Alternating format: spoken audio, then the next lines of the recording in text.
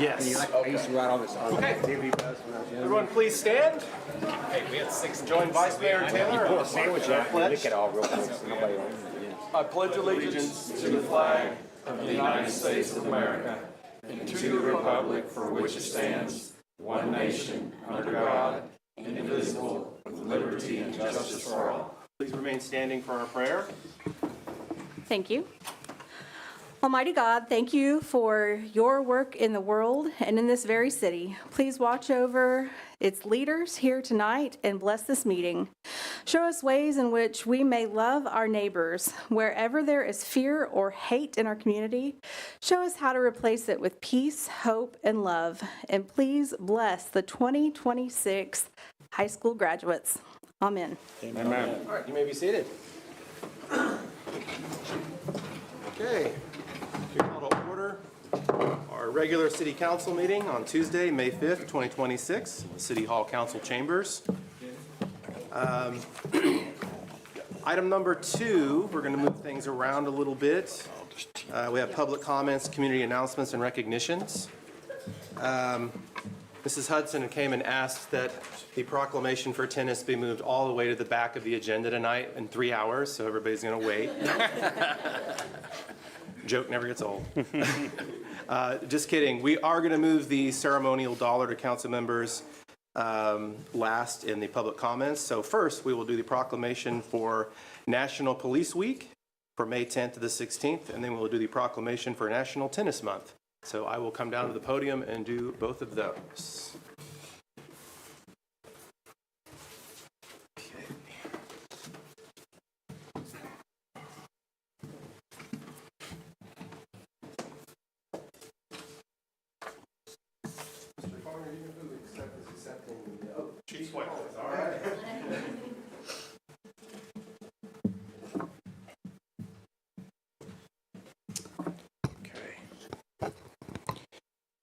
Whereas there are approximately 800,000 law enforcement officers serving in communities across the United States, including the dedicated members of the Guthrie Police Department. Whereas since the first recorded death in 1786, more than 27,000 law enforcement officers in the United States have made the ultimate sacrifice in the line of duty, including 3 members of the Guthrie Police Department. Whereas the names of these dedicated public servants are engraved on the walls of the National Law Enforcement Officers Memorial in Washington, D.C. Whereas 363 new names of the fallen heroes are being added to the National Law Enforcement Officers Memorial this spring. And whereas May 15th is designated as Peace Officers Memorial Day in honor of all fallen officers and their families. Now be it therefore resolved that I, Adam G. Ropp, Mayor of the City of Guthrie, formally designates May 10th to the 16th, 2026, as Police Week in the city of Guthrie, Oklahoma, and publicly salute the service of law enforcement officers in our community and in communities across the nation.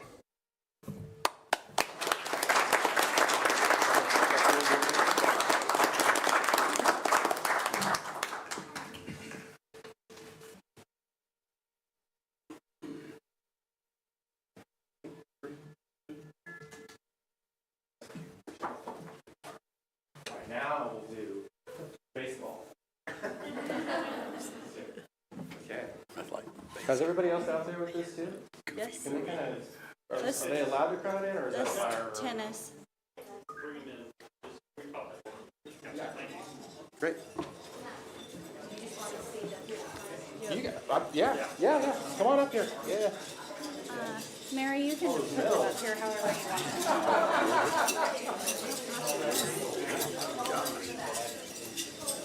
All these medals. Wow. Lots of medals. Yes. Wow.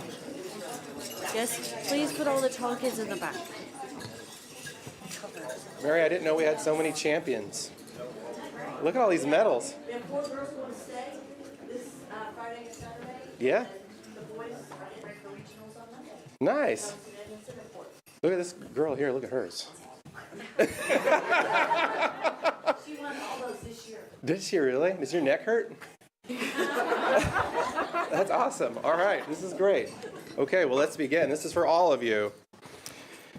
Whereas on May 21st, 1881, the USTA, originally known as the United States National Lawn Tennis Association, have we dropped the lawn now? Yes. Okay. Was founded in New York City, New York, to create rules and standards for the emerging game of lawn tennis. And whereas the USTA is the nonprofit national governing body for tennis in the United States and leads the promotion and growth of the sport at every level of play, from beginners to professionals at the U.S. Open. And whereas the USTA is the largest tennis organization in the world with over 550,000 members from every corner of the country. And whereas the USTA proudly partners with local tennis programs to showcase the important health, social, and educational benefits of tennis and make the sport available to everyone, regardless of age, environment, condition, or ability, through its USTA adaptive grants. And whereas the latest research by the Physical Activity Council shows that more than 25.7 million Americans play tennis in 2024, an unprecedented 46% increase in participation over 2019. Wow. And the highest number of players since the PAC study began in 2007. And whereas by increasing the accessibility of tennis for citizens of Guthrie of all ages and abilities, the USTA has contributed to making our community happier and healthier. And whereas the USTA has declared the month of May as National Tennis Month to encourage players, organizations, facilities, retailers, tennis manufacturers, and more to promote local programs and activities at parks and facilities to showcase tennis and spread the word about the sport and its beliefs, and to help players and non-players alike find courts and play opportunities in their communities. Now, here we're almost done, guys, don't worry. Now, therefore, I, Adam Ropp, Mayor of Guthrie, Oklahoma, proclaim May 2026 as National Tennis Month, and hereby urge the citizens of Guthrie to become aware of and support National Tennis Month. There we go.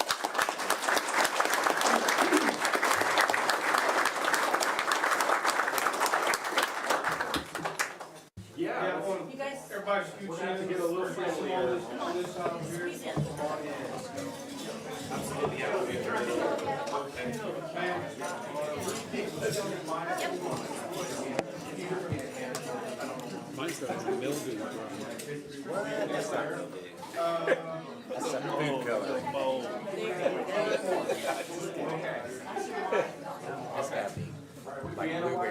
Yeah, I'm gonna let the parents take a picture first, and then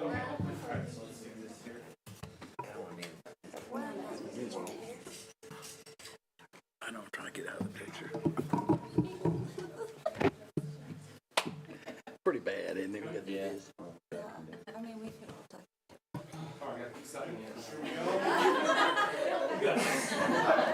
here we go, everybody. Here in 3, 2, 1. Thank you. Excellent. All right.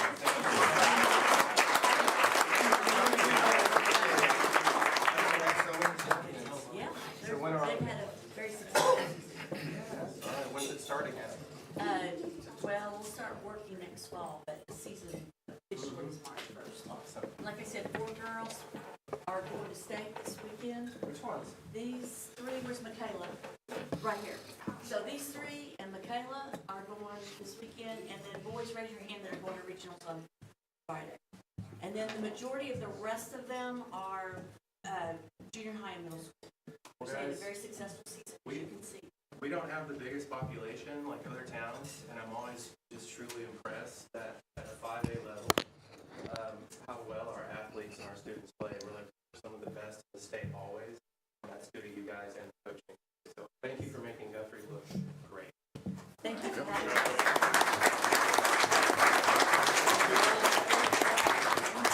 Thank you guys. Thanks for coming. Thanks, guys.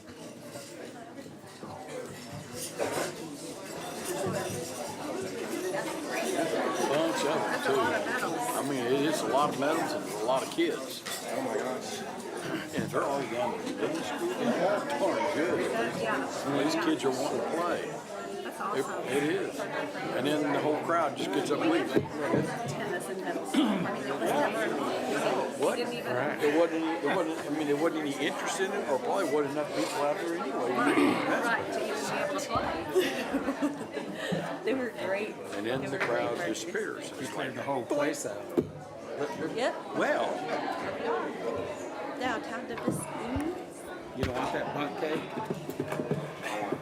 Hey, You Dan. don't go take that bundt cake? You guys are all real lucky they didn't come around and Snatch at him, see? You don't want it. You sure? There's a bunch of brownies in the back. You can try I don't know. No, I think he's putting it down to where before we speak, or actually probably the time we speak, then we'll handle it. You'll be laying on the couch tonight watching the flick, wishing you had some of those chocolate fries. Okay, all right. Okay. That was really fun. So that was B and C for item number 2. So now that we are going to do the recognition of service for us, everyone clears out. Just joking. I'm just kidding. Who wouldn't? Presentation of the ceremonial dollar to council members. So if everybody, along with myself, will come to the front, we're going to do it all in one big Happy swoop. Yep. Yes, Yep. so if you'll come down from the dais. Yeah, dollar. Unlike you, who gets paid weekly. Hey, right there, brother. Every week. You better take taxes out of that. Is it really only 70? It's only like 72 cents. That's right, that's right. Account for the taxes. Yes. Yeah, yeah. Let's kind of square up there. Fantastic. Mayor and Council, thank you for allowing us to do this. This is one of my favorite nights, council meeting nights of the year each year. Mayor Ropp and members of the 68th City Council, it is both an honor and a privilege to express on behalf of myself, the staff, and our community, our deepest gratitude for your unwavering commitment and dedicated service to the city of Guthrie. Your leadership, steadfast dedication have helped shape a stronger, more vibrant community. Through every decision made, policy enacted, initiative undertaken, your focus on the well-being and prosperity of our citizens has never wavered. Whether it was popular or not, you made the right decision. Though there are countless responsibilities that come with your roles, including the many hours spent in meetings, constituent outreach, and community engagement, please know that your service has not gone unnoticed. As we honor the accomplishments of the past and look forward to the promise of the future, we extend our heartfelt thanks to each of you. And so, as is authorized in Article 2, Section 2-8 of the Guthrie City Charter, it is with great appreciation that we present to you the ceremonial dollar you have so rightfully earned. Thank you. Is it on like a gold frame or something? Yeah, of course. Yeah. that way you can sell it and melt it down. The frame was more than the dollar. Well, we're not allowed to take it.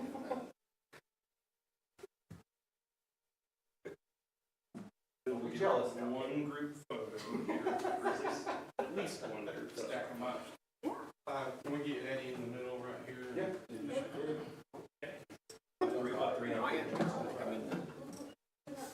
Hang on just a minute. Ready? Here we go. 3, 2, 1. One more. 3, 2, 1. All right. Thank you guys so much. Thank you.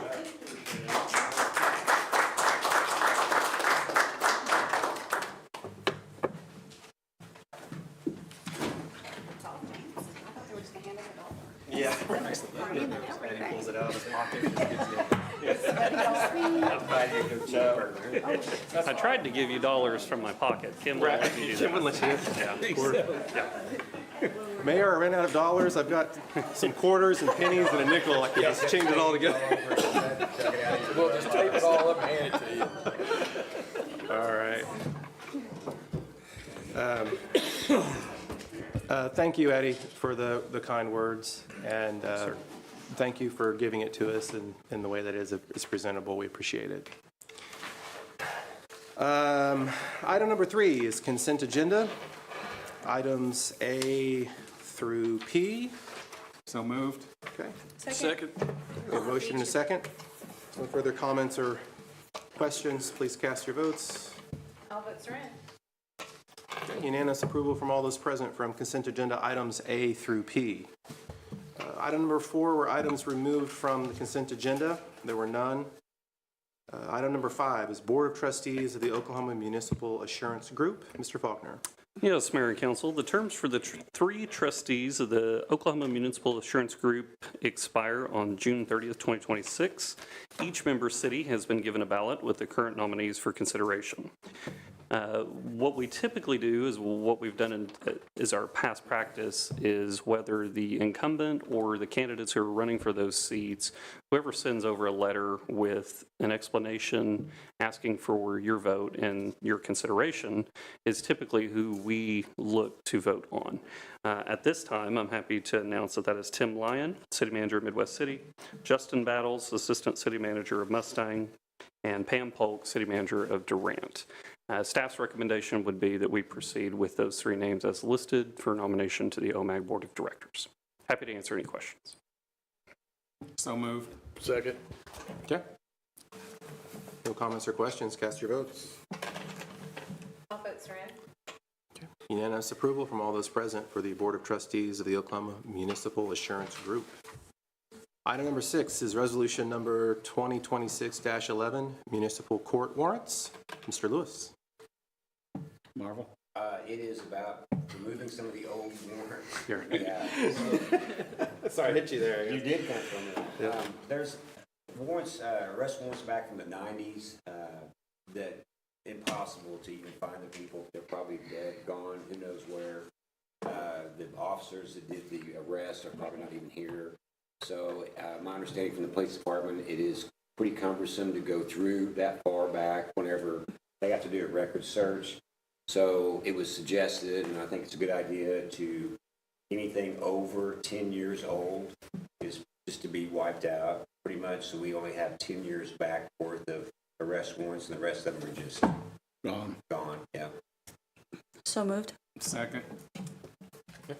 Any questions for Mr. Lewis? Okay. If there are none. Adam's right out of the picture. It's like, woo. Let's go. All right, please cast your votes. All votes are in. Oh, okay.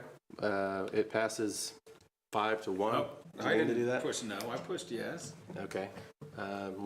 Hit the wrong button. Be on the record that is a yes for unanimous approval for the Or a yes, no. resolution number 2026-11 municipal court warrants.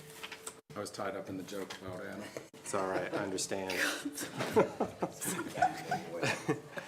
All right, item number 7 is resolution number 2026-12, temporarily suspending ordinance number 3221 governing garage sales.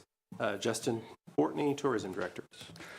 Thank you, Council. This item was a request from the public. In summary, the resolution would temporarily suspend the city's yard sale ordinance for the Friday and Saturday of May 29th and 30th for what folks might commonly refer to as a citywide yard sale.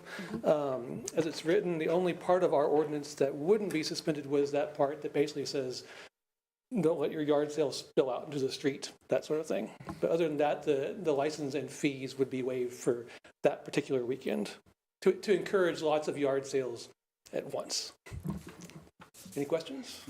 My only question, are we going, so in this case, we wouldn't, usually whenever you get a permit, obviously it's posted or published where the yard sales are. In this case, you just kind of have to drive everywhere, is that correct? Yes. Perfect. Okay. So moved. Second. Motion and a second. No further comments or questions, please cast your vote. Thank you, Justin. All votes are in. Okay, unanimous approval for resolution number 2026-12, temporarily suspending ordinance number 3221 governing garage sales. Item number 8, ordinance number 3432, rezone request from A2 limited agriculture to R2 limited multifamily residential. Mr. Casey. Thank you, Mayor, City Council. As indicated, this is a rezone from A2 to R2. It encompasses properties of 1.23 acres as well as 7.54 acres. The parcel is located on Hazel. It would be adjacent to East Perkins and then adjacent to East University over on our east side.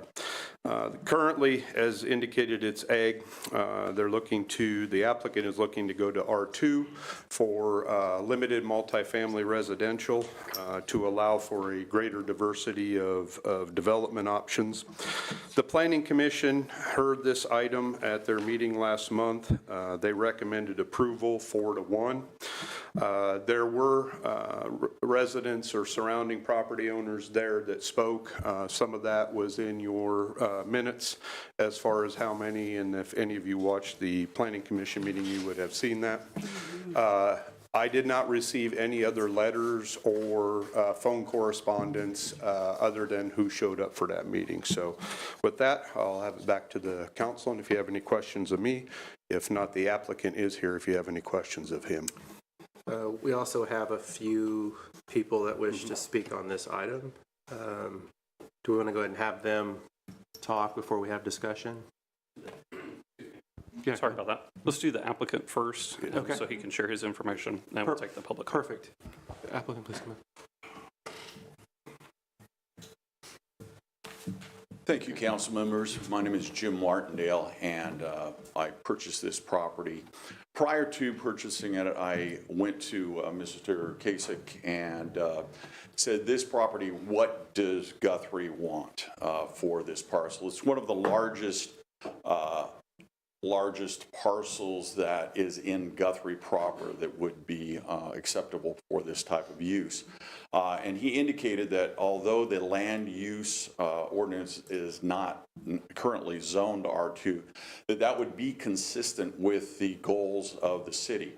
What we plan on is R2 would put us at a market rate rental housing so that would accommodate families, and the zoning change would fill a niche that is not in Guthrie right now. We have low-income housing. We have approximately 1,200 residential homes that are being either under construction or permitted at this point. So that is something that's been, that niche has been filled. This would fill kind of that middle section.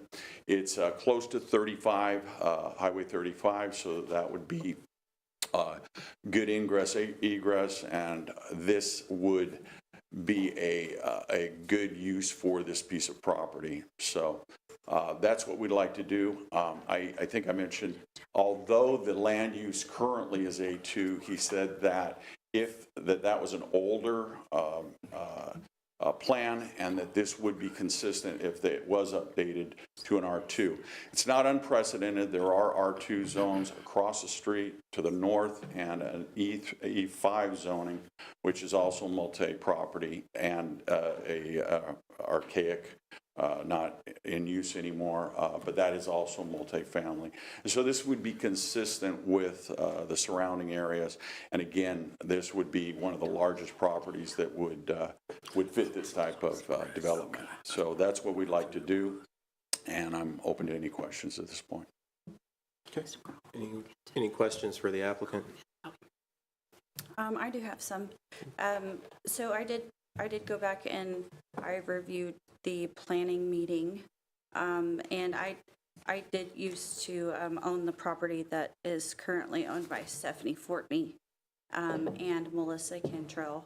And when I did live here, this property was a functioning pecan orchard, and it was in a better condition than what it currently is. Over the years, it's kind of lost its luster, and the trees weren't cared for anymore. But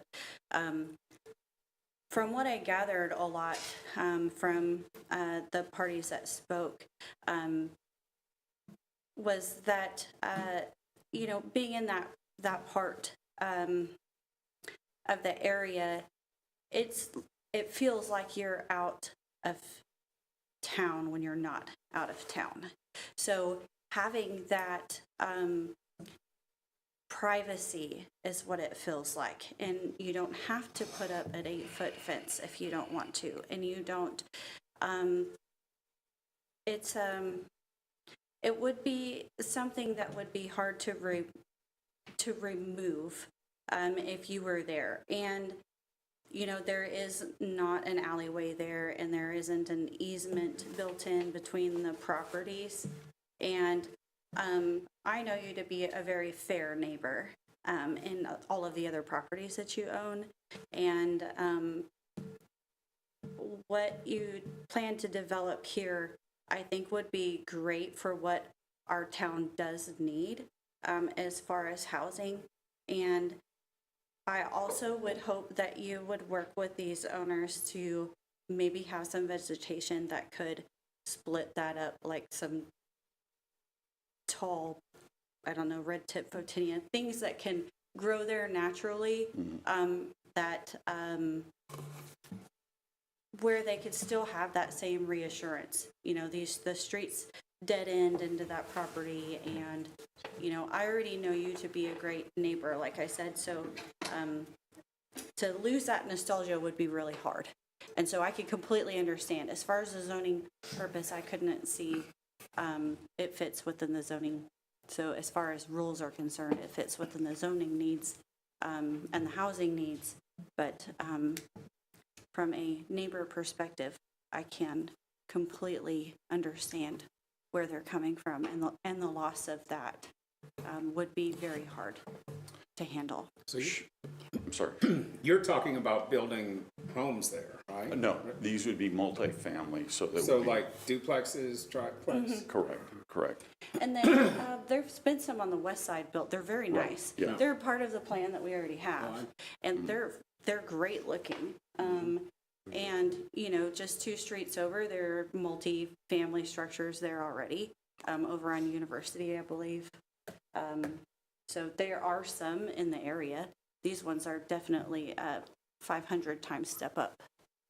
Well, part of our plan all along for years has been to revitalize this entire area, all the way down to Division. Right. And that's been the plan. I think it's a great plan. No, I agree that it's, that to develop it is a great plan. I just would hope that keeping your neighbor's privacy in that same retrospect as far as vegetation in mind, please, whenever you're building and planning out. Yeah, I think the beauty of this is that it fronts 3 streets. It would be Perkins, Hazel, and University. So the ingress egress, although a grant which actually does not No, go. no, not even close.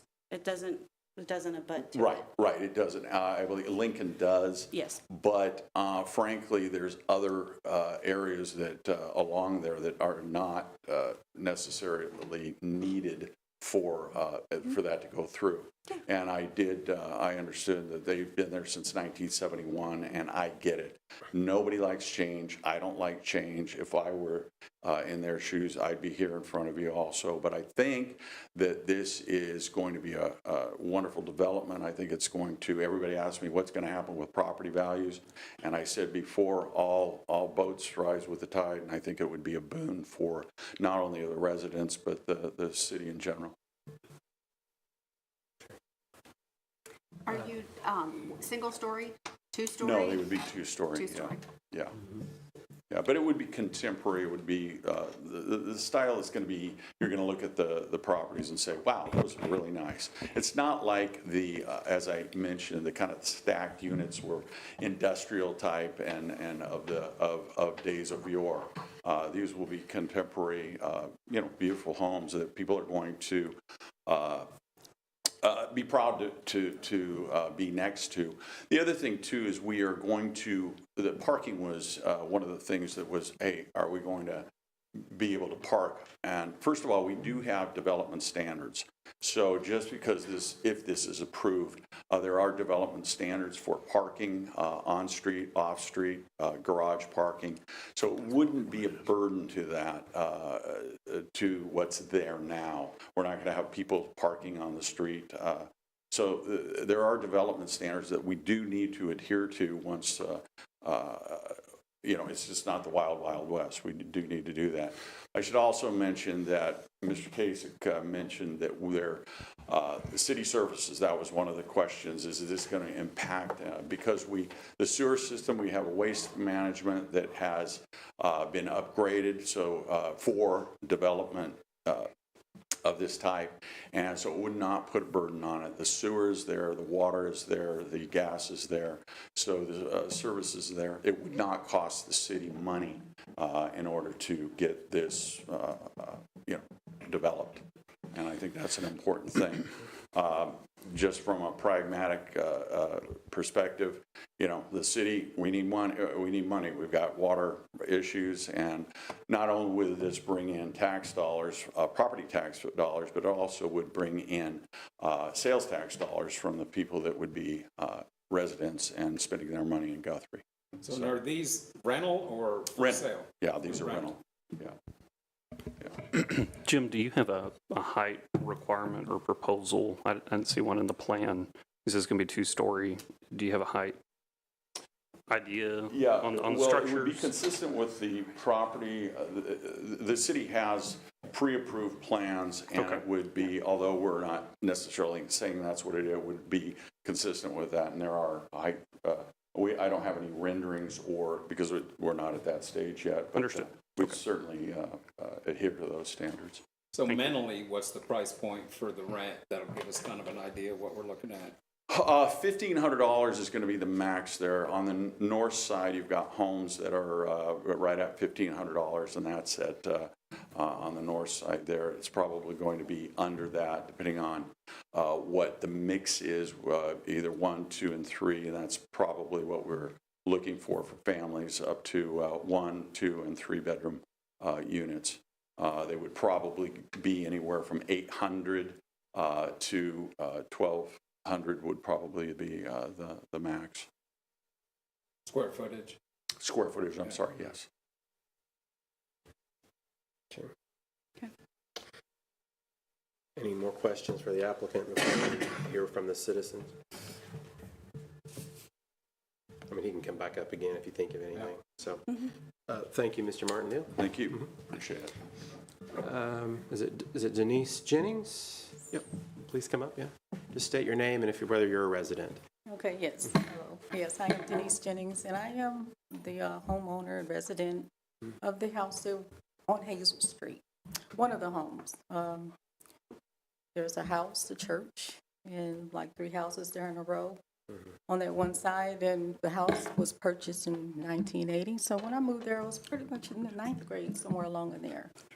And pretty much lived in that area. I didn't really appreciate more of that country feel. And until you get older, of course, you're kind of far away from your friends during that time.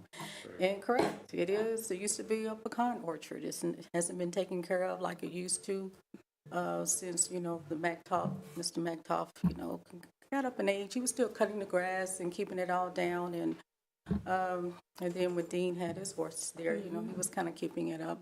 But other than that, it doesn't look like it used to. I've seen it being a pecan orchard. And correct, that feel of rural. But my main thing too, yes, I understand what it's going to do for the value, of the homes that are there. It is a smaller community with the older houses. A few people are coming through, fixing up houses. It's been a concern of myself, and where I've even wanted to do something like that. The apartments, it could bring up, and I know it's going to bring the value, and that's not the concern. My concern is long-term, years from now. I've seen over the years in Oklahoma City, Edmond, other places where they bring in apartments, and it usually takes it down after a few years. When you have multi-family housing of people who are renting, I think the intent is good in the beginning, but the area is already of an old, quaint. You're only going to get a few people who really want that type of setting. So my concern is I wanted to stay in the family for many years, as it has been, with me. And I want the community to thrive. And I'm not, so I think the owner, everyone has a right to have a place to live. And the owner, he has a right to build. But I'm just thinking not multifamily housing. Between east of Pine, between University and Perkins, we have enough going on. You know, we have the Housing Authority. We also have the nursing home that was once there. That is the Hope House now that house, homeless people. And it's not just some of them. I think there are really families there. I see children there, and they have, I understand people get down on their luck and they need a place to live. I'm for that as well. And as far as East Town Village Apartments, that was my first apartment when I moved out on my own from the residence that I'm in now. But I just think the traffic is going to bring into this setting. And I do know, just working in certain fields, over time, it can start out good, but it kind of ends up being a community with people, I think, maybe of renters, which that's going to be renting anyway. But my hope was that it be people who own, that can appreciate the community and want the communities to thrive, and not just a lot of people coming in and out just renting. Having a revolving door of people who are renting and their guests. And my concern too, that eventually maybe Section 8 housing, and that would it'll bring in certain, I think, making it more of a different type of community, what I'm hoping can grow into because of the setting and of it being quaint. And a lot of the older people, they have passed on, including, my relative. And I'm hoping to see more young people come in and to do something better with the property. So again, I oppose of it, and I'm just hoping that you all will see it as on behalf of myself and the other residents there in the Carmen edition, that you will vote in our favor and to maybe just have housing, maybe some, houses for people to own, and let it be a community of homeowners. Thank you. Thank you for coming and telling us this. I really appreciate it. Yes, appreciate it. Is there, just before you go, is there anybody have any questions for the? No, I do want to say that I watched the planning commission meeting. You and your neighbors spoke. You certainly have valid concerns, and I completely understand those concerns. I wouldn't want it there either. But within a mile of there, we have 2 housing additions with hundreds of homes. So I don't think homes, as already said, is necessarily what's needed. I did speak to Mr. Martindale about his preliminary plans, and Section 8's not a part of that. I had lunch today with one of your neighbors, that property owners off of Hazel, who didn't have any opposition to it. But I understand, and I agree with you, I wouldn't want it. But we can't stop progress. I'm surprised the property sat this empty this long. Apparently George Mactoff intended it to be left as an inheritance, and that's what happened. But Mr. Kasich made an interesting point during that planning commission meeting where he said somebody's going to buy that. Somebody was going to buy it, and it's going to be developed. So I think it's, from my viewpoint, it's better that we have somebody local who already has an investment in the community. He owns several buildings downtown. Yes, he's from California, which he made that statement. But so far, he's been a good neighbor with bed and breakfast and buildings. And if I had to choose an investor to come to town to build across the street from me, I would prefer that. I would. I live on the west side, 2 blocks from the apartments somebody made a reference to earlier, and they're nice apartments, they are. But when that contractor left, they left some things behind that they said they were going to repair, as a runoff, for instance, and didn't. So I believe, because of his connection to the community now, he will be a good neighbor in the development of and the operations of this property. And that's the best I can offer you. Okay. But I appreciate you coming. I appreciate all your neighbors coming to the planning meeting. That's important, that citizens come and speak and stand up. Sometimes we just, unfortunately, can't have what we want. I understand. Well, on the good note of it though, in the question of asking what the rent was gonna be, was because $1,500 a month is not Section 8. It's just not. And there are a lot of, there's a lot of requests out there that I see, where can I get a place to rent in Guthrie? Where can I get a place to rent in Guthrie? Not ready to buy, want to go rent. Young professionals, that type thing. I think there's a huge hole there in this town. My 2 children left because of it, because there wasn't a place that they could go rent while they foster their career. One went to Edmond, one went to Dallas. And so I think there is a huge, and being on this council for as long as we've been, there's a huge need for it. I don't know that that's the right place or not, but no matter where it is, I think we're going to get opposition whenever it's rent. That's why I asked the question, is it going to buy? Are they going to buy? Or are they going to rent? And I do agree that I'm sorry. No, go ahead, excuse me. go ahead. And I do agree, Guthrie may need, more rental property. Higher end rental. Higher end, Yeah. but I'm just still thinking, usually, how long does that really last before, It goes down. yes, because the surrounding area is old already, and then,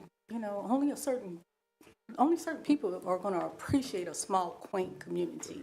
And my hope is that maybe, again, younger people will come in and fix up, the older houses, do the remodeling, and keep it quaint and nice the way it is. And, I understand things change, in life. And so I wanted to develop as well. I'm looking for the future. I'm up in age myself. I'm a baby boomer. So, but I do have grandchildren, and, I have a child, and I want them to have something to be left behind. And they love Guthrie. Yeah. At my age, at their age, I didn't care for Guthrie like that because I wanted more of the city life. But no, I can appreciate this area. So I do appreciate you all listening to me. And again, I do believe that the owner, he is fair. I've spoken to him. He's listened. So that's not the thing. It's just long term. Right. Bringing more people to the community. Thank you. Okay, thank We you. also, we have a Rebecca Morgan. Go ahead.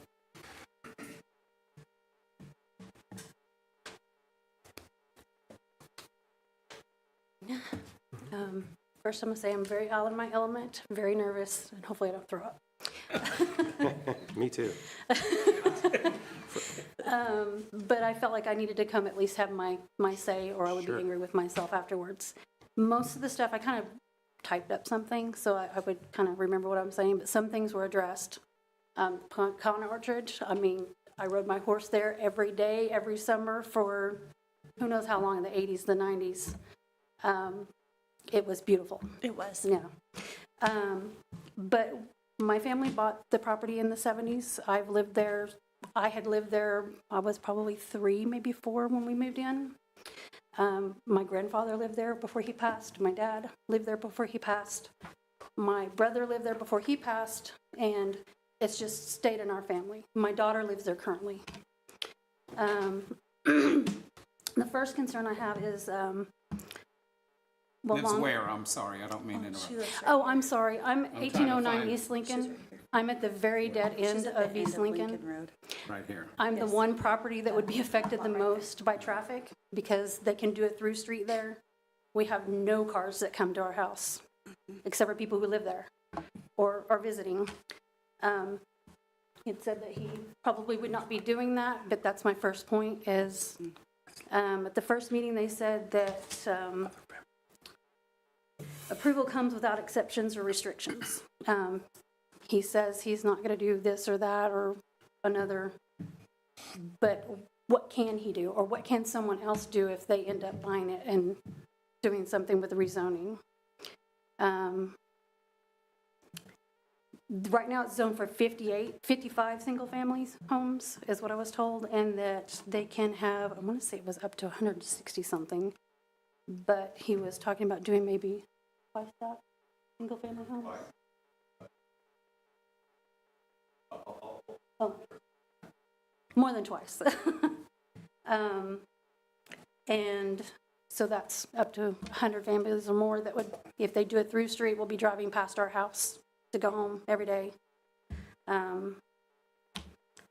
I'm trying to be quick. No, you're okay. I'm trying to, I don't know, anything else has pretty much been touched on that she talked about. Now, as far as your concern about,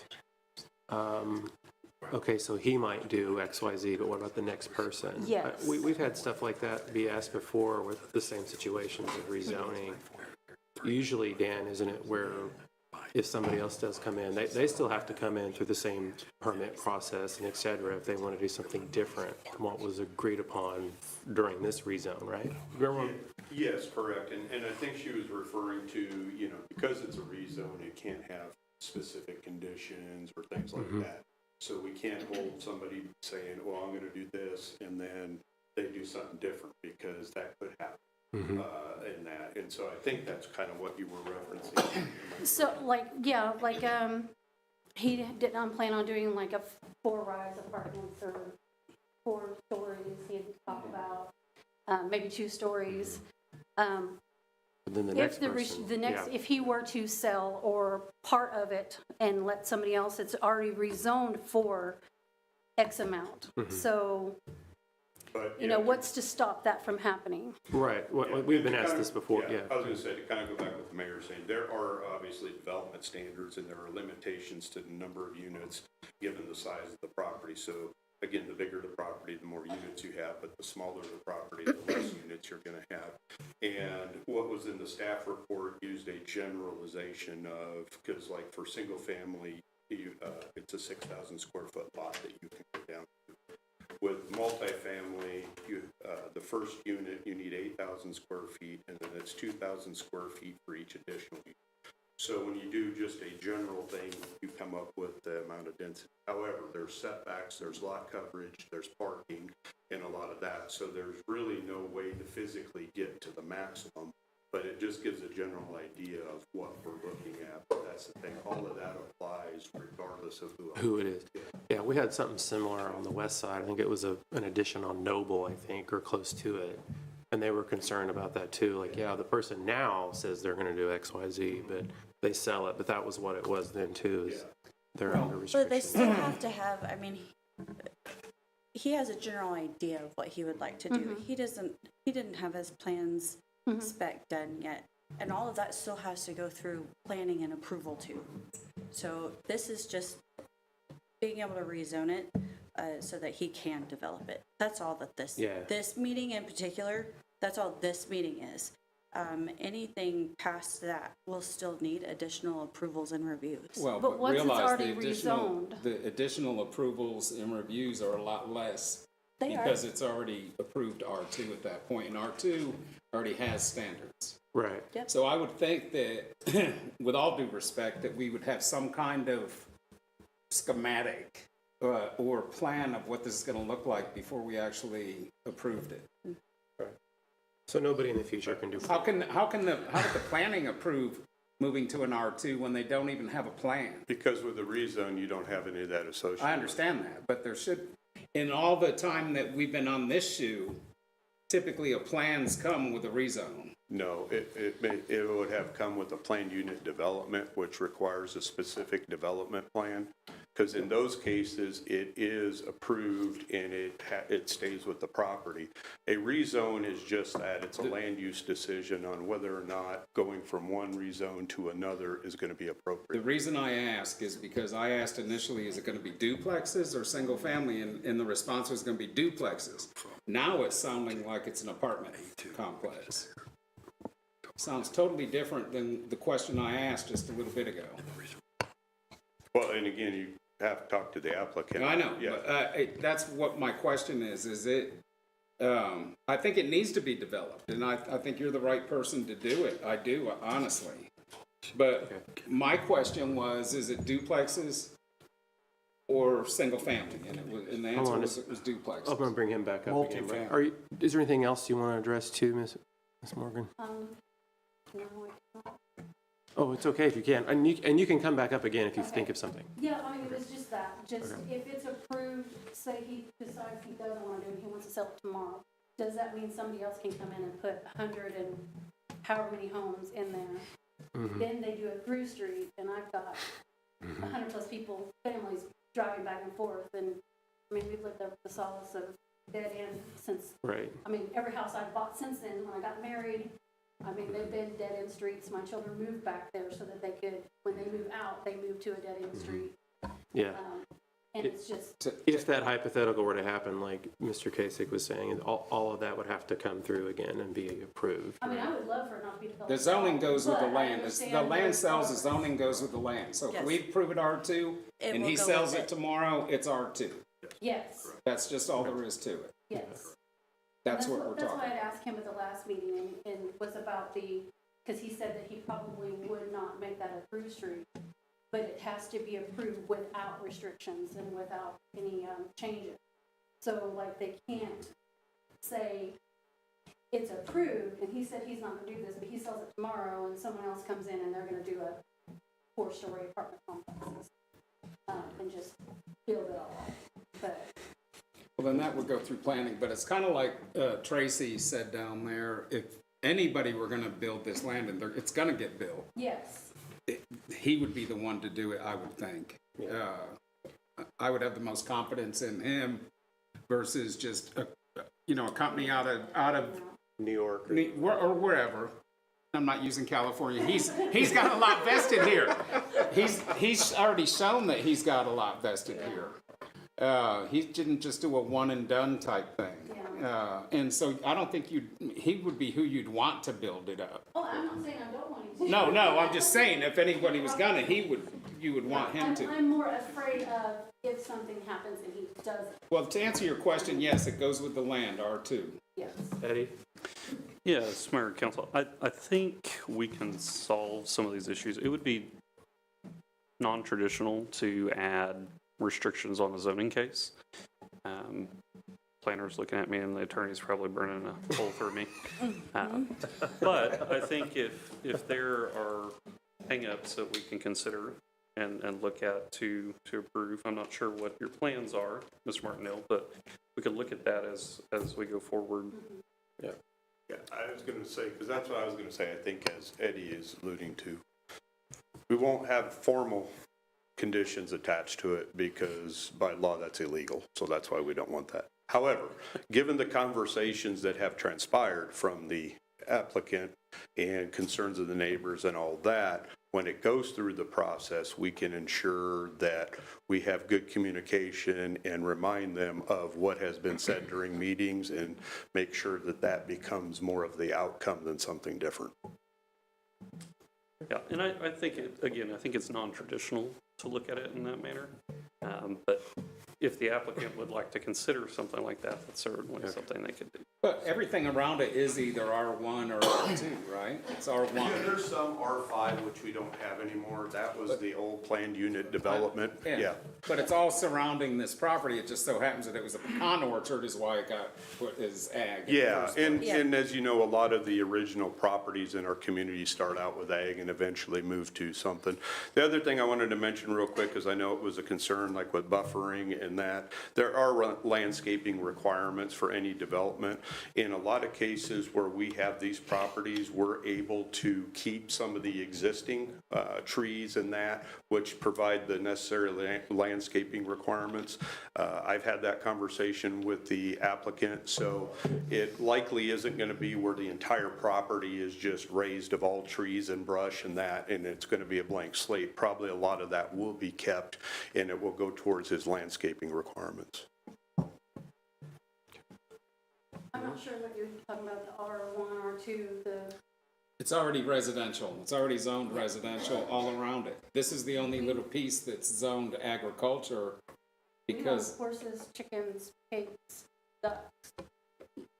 right, All my but, life growing up there. no, I'm talking about this whole area, all the way down to Division is residential. That's what I'm talking about.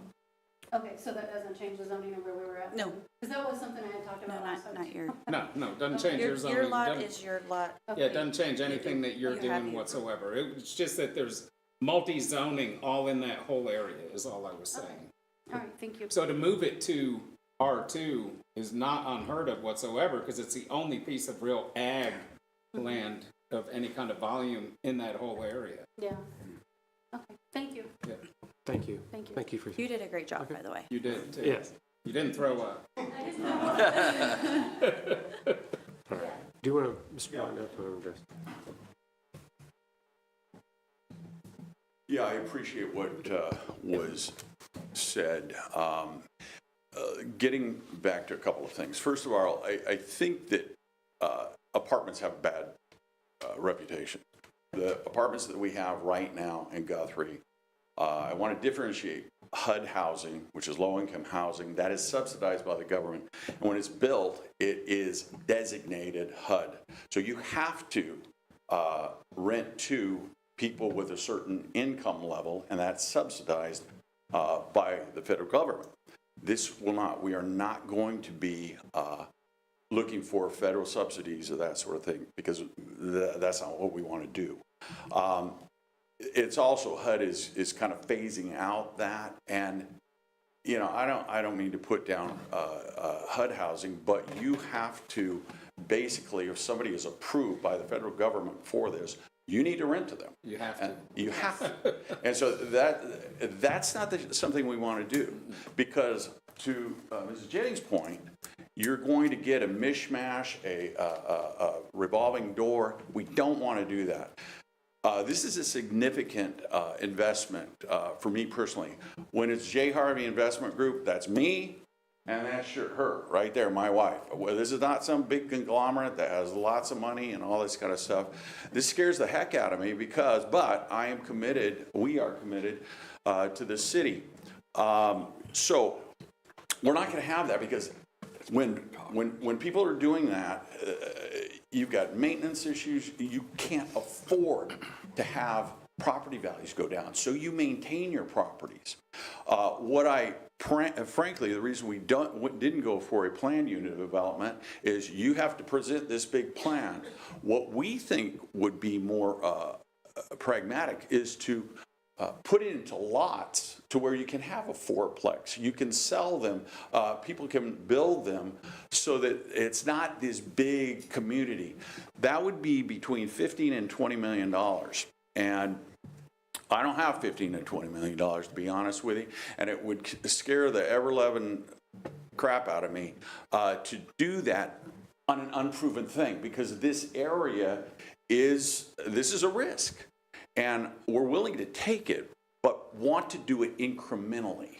And so that we can have lots and see how things go, see what kind of, but as far as the and just to let you know, we manage properties, and keeping them up to snuff is paramount to keeping the values up and to keeping the rents up, and so that you can get a good quality tenant. I want to juxtapose that with across the way, the brick buildings. That's HUD housing, and that's kind of what, and it is contiguous to this, but you've got a revolving door. You've got problems. I know that. That's not what we want. That worries me for our development, should you approve it, is that we have that influence.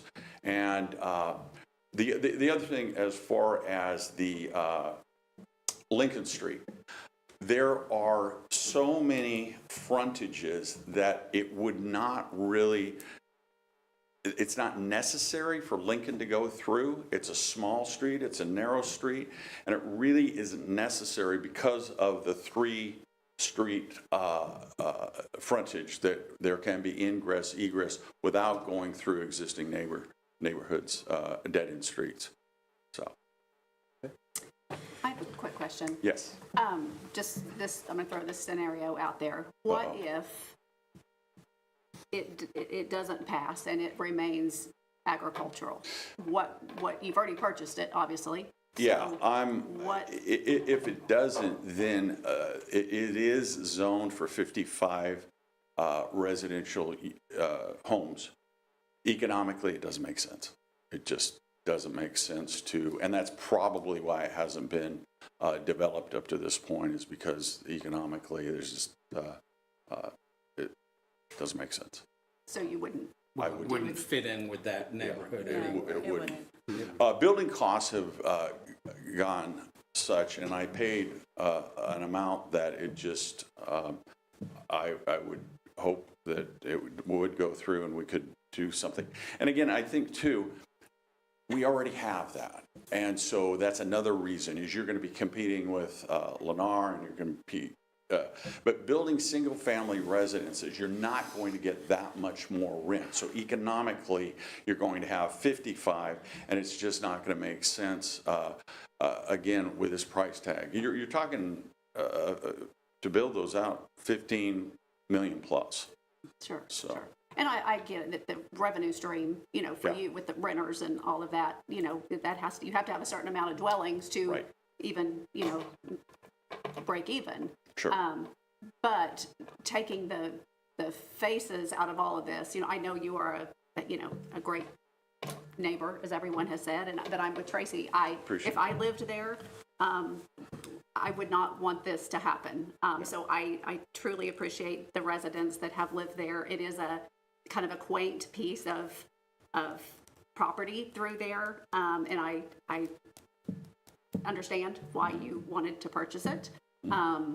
So just kind of taking the faces and the feelings out of it, I personally myself would hope to see it kind of left with the trees and the quaintness of the people, you know, that currently live there. But I also get, you know, if it was out on South Division somewhere, you know, close to the highway, build all the apartments you want, or dwellings or duplexes. But that's just kind of a quaint last agricultural / residential piece where people can kind of still feel like they're in the country, but they're not, kind of thing. And there's not many of those places left. So again, I understand truly why you purchased it. Yeah. And I'm, you know, these are the things I don't like sitting in the seat for, because I'm torn both way. I can see both sides of the coin, definitely. You know, the devil's advocate side of that, and I agree. I hear what you're saying. But if you go backwards towards division, and the right facility is built on this particular property, then it can backfill in a big way. There's a lot of empty lots that go all the way back to division. If you go drive through there, I've driven it many, many times. And that's what we've always intended to try to do, is fill that void. You weren't here when people wanted to put manufactured homes within there, and we had to turn it down because the ordinance didn't allow it, and you'd have someone sitting there crying because that's all they could afford. Well, you know, it was terrible. But something that is solid can really create backfill, which is what that entire area needs, in my opinion. Can I add to what Deanna was saying? We've already discussed the possibility, as it stands right now, you could build 55 homes on it, period. And you said having the investment now, that the return on 55 homes would not justify what it wouldn't be a viable investment for you. Correct. But you also said a moment ago, you want to do this incrementally. Correct. So what does that mean? That would mean subdividing into lots that could be sold individually. So having a fourplex, so it would mean incrementally rather than one big development like that. But you can have more on a lot than you can now, which is really. So are you saying you're not going to develop this, or you're going to sell it for somebody else to develop? No, we're going to develop it, but we're going to put it into lots so that we can put fourplex, something like that. Okay, well, I understand that. So Yeah. you're saying this isn't going to be, well, what's the apartments we were talking about earlier? Yeah. It's not going to be. No, it is not. Blocks of apartments. No, it is not. It's going to be lots with duplex or fourplex Yes. on them. Yes. In the meantime, you're going to have to put streets and Yes. curbs and. Correct. Right? Is that needed, yeah. drainage or whatever? Yes. Along that line, I have a question for you, please. You said this during the planning commission meeting, that the city does not require for existing properties to require traffic studies, enhanced development of streets or anything, the only time that requirement comes into play is if there's a formal subdivision. Correct. What does that mean? That means like a single-family residential subdivision. That's really the only area we have to say you have to put in paved streets or that. Here, if you need internal access, driveways, maneuvering area, they'll have to put that in. But we don't have anything that is, again, it's even like on the commercial side, for off-site improvements for curbs, gutters, and areas. Normally, it's put in because that's how they're going to work with the stormwater drainage issues they may or may not have. But we don't have anything that says if you come in and build multifamily, you have to widen that street or you have to put in those curbs. But Dan. going back, like you said, what? Dan, just want to jump in for a second. So you're saying that if we were to, if the council were to allow the rezone and the lots were subdivided in the future, you wouldn't have an ability to require the improvements as you go through the subdivision process? No, if they go through a subdivision process, yes. Okay. But if they just go through the normal permitting process, Okay, no. good. Yeah. So if the lots are subdivided, yes, then, and that's kind of what we're hearing, so. Yeah. So we're not gonna end up with some buildings and a gravel road over here and No, there won't be any an gravel asphalt roads. road over here. No, right, because again. There's standards. Yeah, there's basic standards, because that's why I said, even any internal, even if they're private, driveways and that, they have to be hard surface, parking has to be hard surface. And as you know, we have a drainage ordinance, so they'll have to get a civil engineer and design, whether it's, each individual property or the property as a whole, to make sure that that drainage does not impact the adjacent properties. It may need a detention pond here or there, but all of that is built in, whether, again, we're talking a 14,000 square foot lot or the Okay. 7 point whatever acres it is. So are you going to put the roads in first? Or are you going to just, in other words, like you're talking about building this and then this and then this? Yeah, the roads would go in first. So we would have a civil engineer, we would have an architect plat it. The difference between the planned unit development is you're gonna have to guess what everybody's gonna want, and you're set. You can't change that. Okay. And we're going to have what's the demand? And that's really what we need to do, is to say, what is the demand? We're going to build this and see what the demand is, and then build another. Move to the next phase. Yeah. Keeping in mind that a single family can still be built there, probably won't, but that's the reason we don't want to be a planned development, because we're going to have to guess at what people are going to want, and that's very difficult to do. And I couldn't afford to do that, only because I don't know. I think this really boils down to a philosophical question, and that is, this is a piece of land that is about the only one that can be done with, and it's, do we want Guthrie to grow in this in this nature? And it will be filling a niche that from my discussions, Guthrie wants, and so we're trying to fill that niche and make it better for everyone.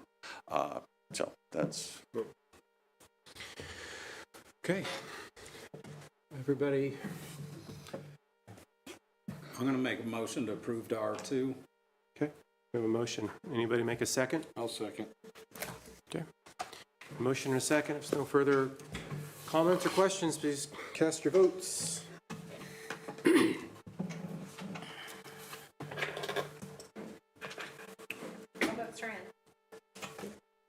All right, and the motion passes 5-1.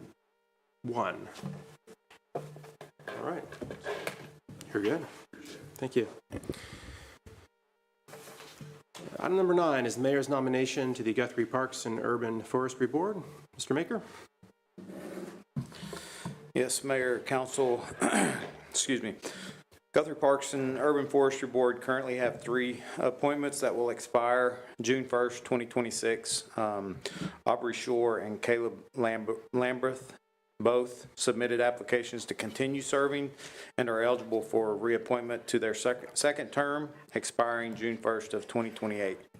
The mayor is recommending the reappointment of Aubrey Shore to the Parks and Urban Forestry Board position. So moved. Motion and a second. Okay. Motion and a second. Please cast your votes if there's no further comments or questions.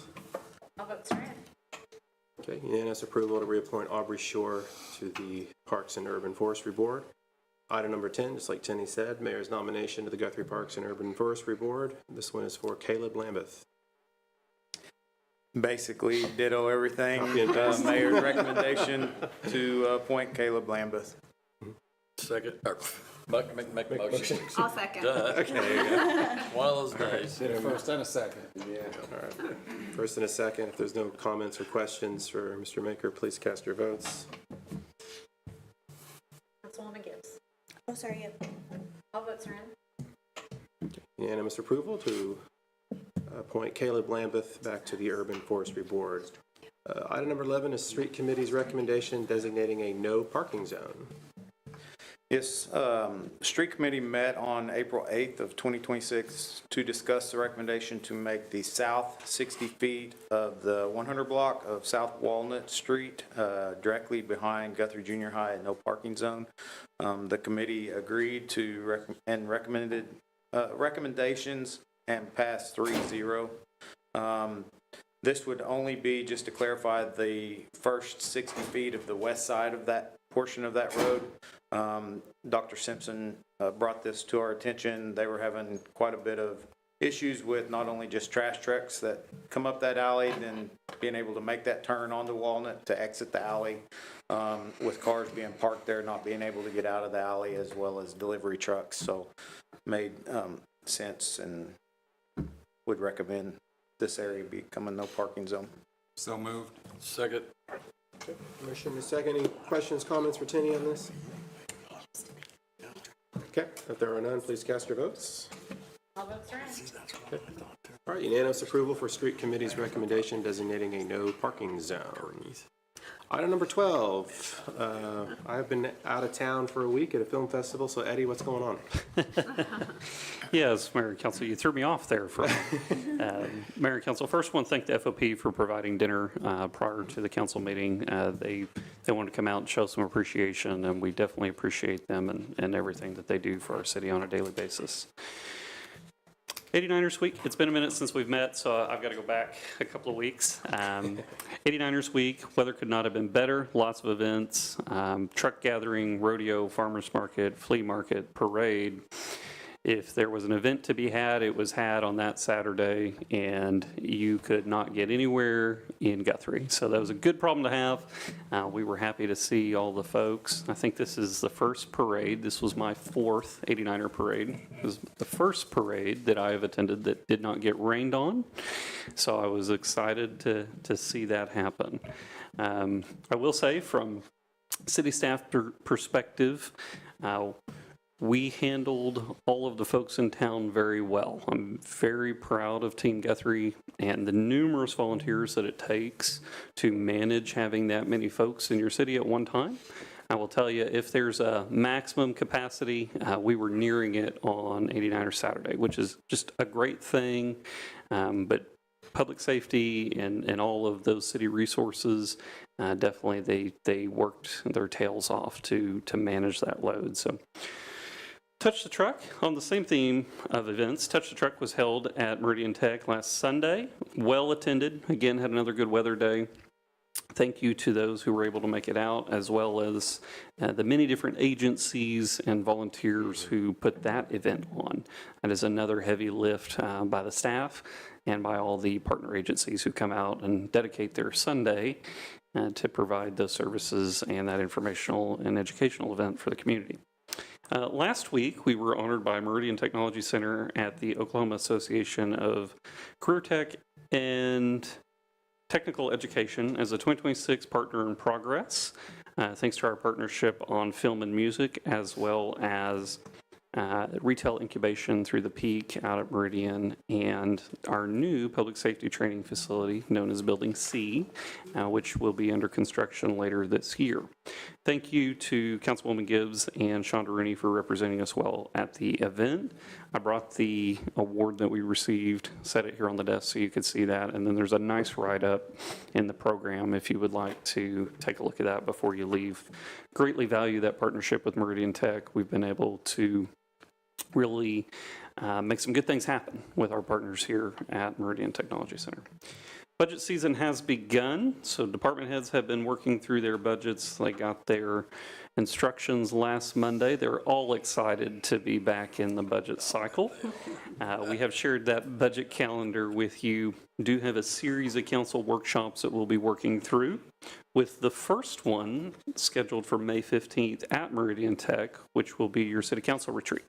So we've got the city council retreat scheduled. We'll begin at 9 o'clock that day. We've got a day full of activities. Definitely we'll take a look at the fiscal year 27 budget and schedule, preview, all of those good things. So please come prepared with your project ideas and or presentations so that staff has adequate time during the budget process to get all the information from a staff perspective ready to bring back to you for your consideration. So that's always a good time for the council.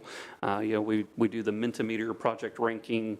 Everybody gets to throw out their ideas and cast that vision for the next year. So we look forward to that. Owen Field is currently out for bid. We'll be opening bids on May 7th at 2 o'clock in this room. We intend to award the bids shortly thereafter. So the team's been working pretty hard on that. We look forward to that progress in the future. Summer Flight Camp will be taking place May 28th and 29th at GOK. So Caden is ready for the multiple school buses of children that will show up and descend upon the airport. It's a great couple of days for him and a couple of volunteers, so we look forward to having those students out there. The last thing I'll share with you, we've got a couple of projects out for bid right now. I've mentioned a few of those. The last one is our street overlay project. So if you know of anybody that might be interested in bidding, it is Public Competitive Bidding Act required. So if you'll go on to the City of Guthrie's website and take a look at all of our bid postings, in addition to Owen Field and the street overlay project for the year, got those out there. We've also got a bid on hay management out at the airport. So encourage everybody to take a look at that and see what opportunities are out there to work with the city. And with that, Mayor, that's all I've got. Thank you. Thanks, Eddie. Gosh, there's a lot that happened, Eddie. It was a lot to happen in 5 days. April was really busy. All right, thank you.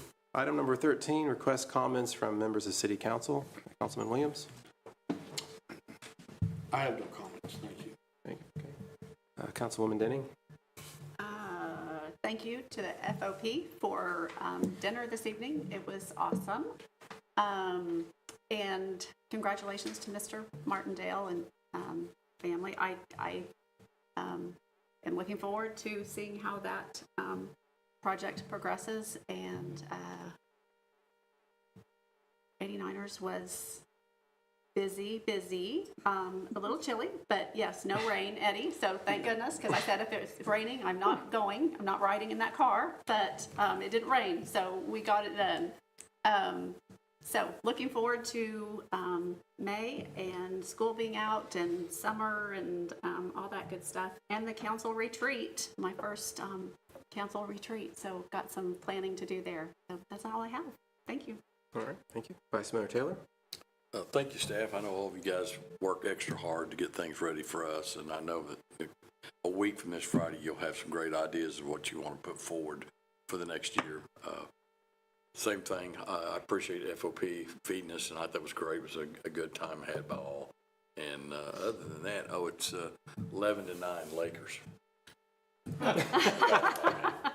Oh my gosh. Missed that. We have two TVs, Eddie. We can have one here. Yeah. I thought we were going to be out of here in time for the Thunder game. No, didn't make it. So, Councilman Guthrie. I as well thank the FOP. I think that was awesome for them to do that. And I hope the neighbors see that, I mean, I think that part of the conundrum of this board up here is to do the right thing for people where we're not sometimes in their chair. And hopefully we did that. And I think that if anybody's going to develop it, I think the Martindales are the ones that should, and hopefully they do it justice and do it right.